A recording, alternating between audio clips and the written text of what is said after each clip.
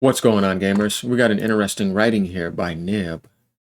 And the reason why I think it's interesting is because of what he's pitching here compared to other leadership changes that have happened in other gaming tech giants like Nintendo and Sony.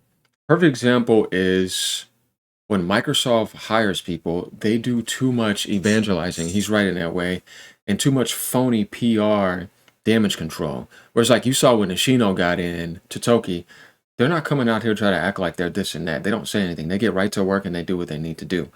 When Pittsburgh got into the position of Nintendo, she pretty much did the same thing. Even Bowser to a certain extent, though he wasn't, an amazing guy to me, but they don't like fake their position. You see? And that's something to talk about here because that's also leadership saying, don't do this. Because somebody has to be behind you saying, I don't want you doing this. In Microsoft, it's a little bit different. Well, not a little bit different, a lot different and more just delusional. So this is what Nib says. We're going to read this and we're going to go into this. He says, I've seen the usuals who jump to defend Xbox's honor. If there's any, mention an executive doesn't have to be a gamer. Yeah, which I could not ever say something like that in a time of where gamers need to be understood the most because nobody wants to support your product because you're not understanding the gaming community. It's not about what people were saying before, and I've said this before in another video. You could say that, but if you don't understand what to do to win the hearts and souls of gamers, to say, man, I like what you're doing now, let's all come over here, then you're wasting your time. Definitely when you're so dead in the water. The only way to gather more people is to understand them. So you need the gaming mentality to do that. You need to understand the gaming community. You need to understand the business. You understand all that. And he says, and as usual, they're missing the point, 100%. This tweet isn't about Asha Sharma needing to be a gamer, rather the credibility and honesty of the PR and persona she herself has been peddling.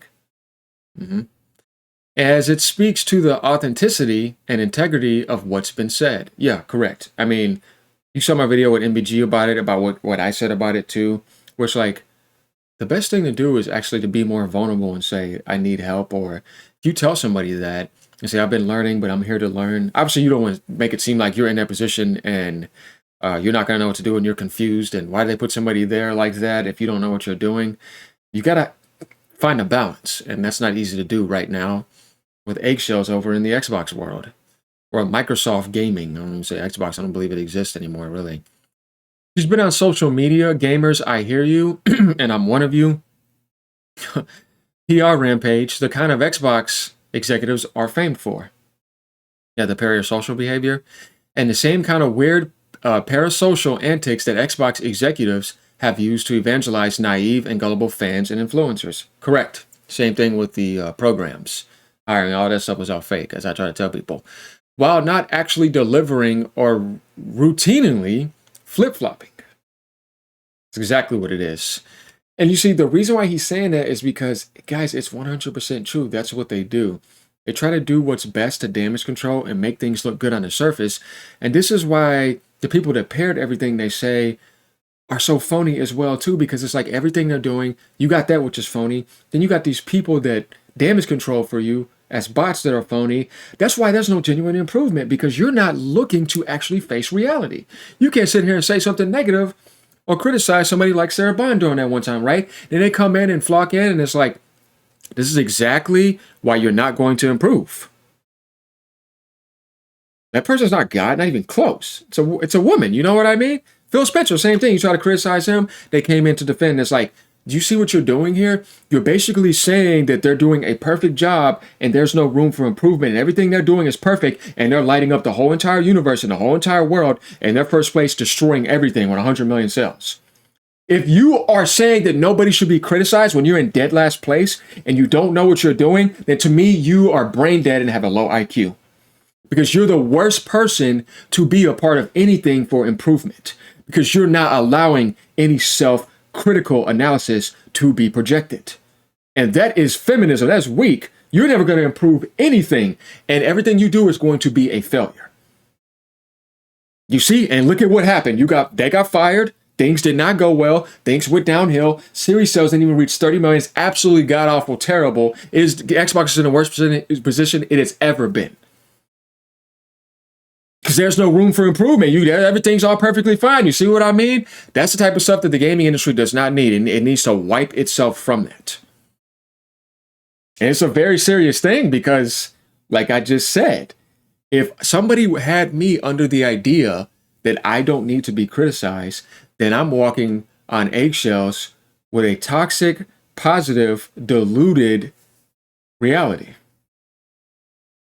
There's nothing to talk about, right? Yeah, no, you're not God. So you see what I mean? That's the delusion that is over here. And it is. So carrying credibility and validity of the PR that's been peddled is natural for those who are rational and the skepticism warranted. The PR ultimately feels rather phony. It is phony.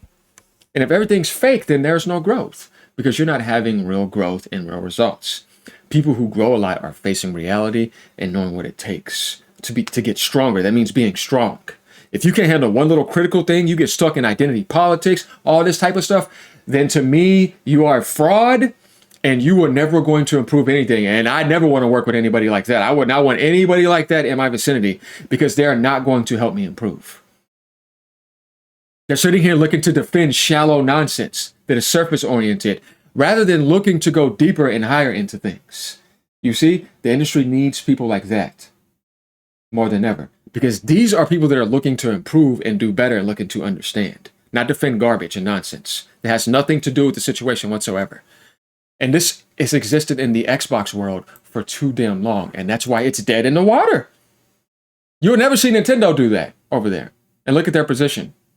Sony tried it. They fixed things. They make their mistakes, but they're flourishing. Leadership is very important. Handling constructive criticism is very important. Because you have to realize where you need to improve to make something better. If not, then you're not improving.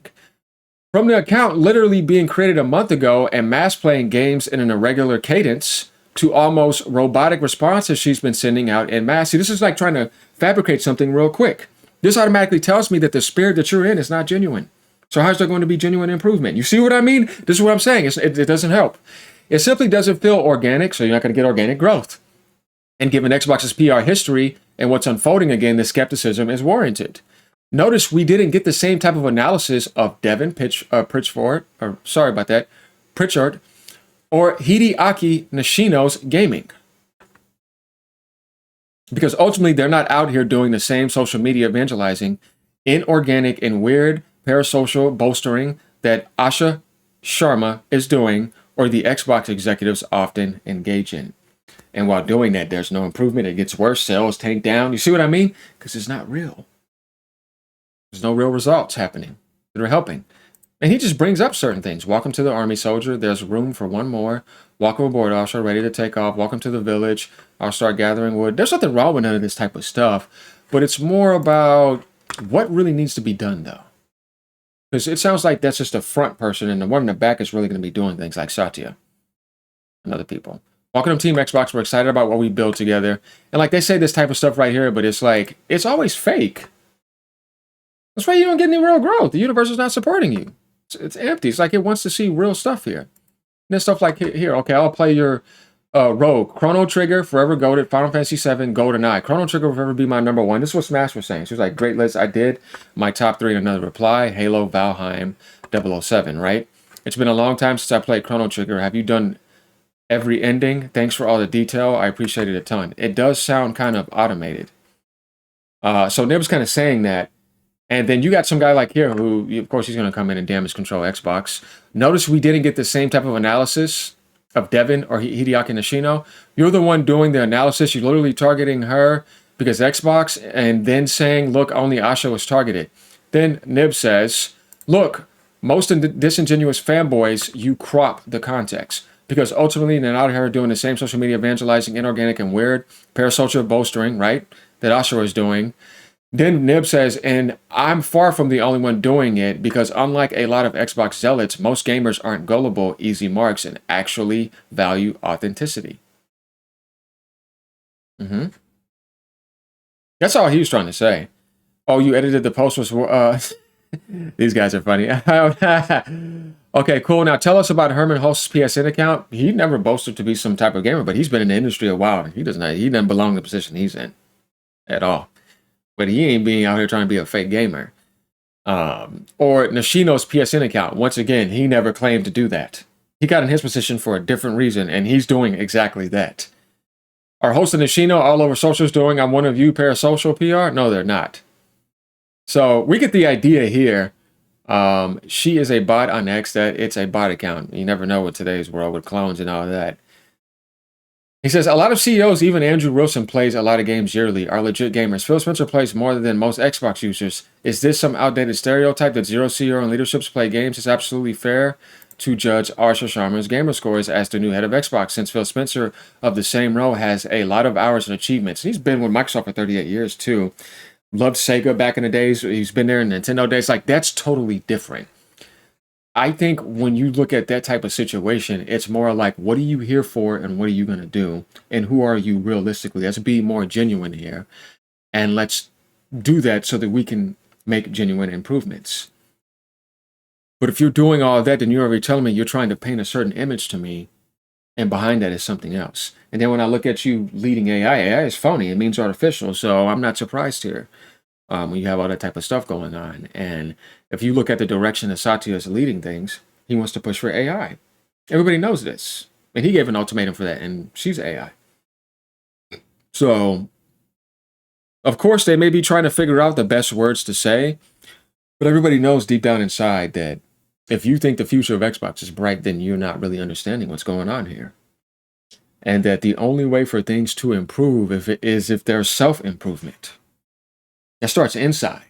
But if they're not doing none of that and they're just surfacing you with false light and trying to continue on the AI stuff, then how is that genuinely going to reflect improvement outside? That's why it never happens, and it gets worse because they don't care about Xbox. It's not the heart and soul of Microsoft. Microsoft doesn't really have a soul if you think about it. But you get what I mean, though. It's not where they make everything at. Where's that going to be at? Software, Windows, monopolizing that for the longest since the 90s. Data centers, Azure. What is Xbox doing for Microsoft? Like quarterly, you know what I mean? But what is PlayStation doing for Sony? And what is Nintendo Switch and Nintendo gaming doing for Nintendo? There's a huge difference there. And they actually genuinely care about that type of stuff. You can tell. Definitely at Nintendo. It's very serious. They don't fire anybody. They don't do none of this stuff. You look at Sony. PlayStation is very important to Sony.